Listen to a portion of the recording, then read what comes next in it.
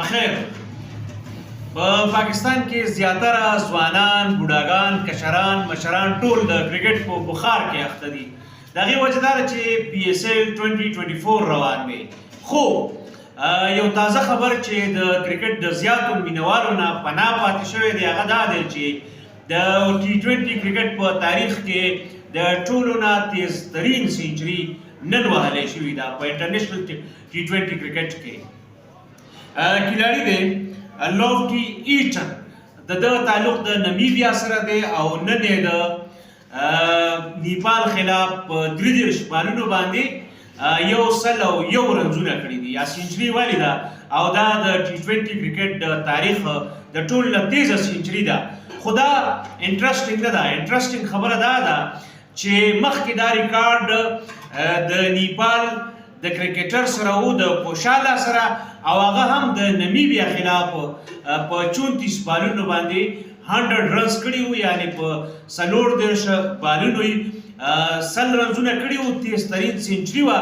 پر اوس کال د نیپال کرکټر د نمیبیا خلاف ریکارډ جوړ کړی او سږ کال د نمیبیا کلاړي د نیپال خلاف په 33 بالونو دغه ریکارډ مات کړ او دا باقاعده د ICC د بینر لاندې یعنی آفیشل T20 میچ وو.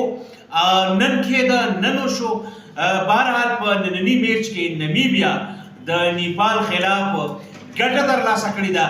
دغه او په دې کې دا انټرسټینګ یو نقطه یو ځل بیا تاسو ته وایم چې لوفټي ایټن چې کوم دی نن د نیپال خلاف ریکارډ مات کړ.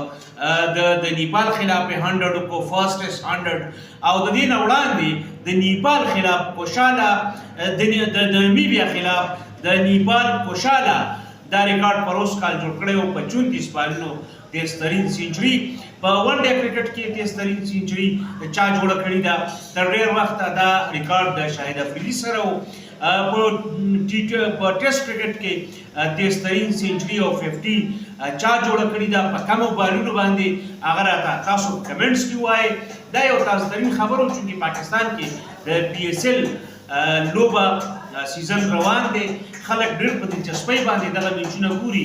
که څه چې زه تېر 2-3-4 کاله کې د کرکټ د دنیا نه صرف او صرف د خبرونو د حده پورې خبرېږم، عملاً کرکټ کتل نه پوهېږم، وخت راسره ډېر دي، خو بیا هم دلچسپي مې کمه شوې ده. کوم ملګري چې د کرکټ شوق کوي هغې د دغه سوالونو ځوابونه خامخا راکوي یا دا راته ووایه چې څوک دا وخت یې ولې د کرکټ شوق کوي او په PSL کې د چا طرفدار دي. د ټولو د وخت راکولو، اورېدو، شریکولو او د کمنټس کولو یو جهان مننه. پوره مدار.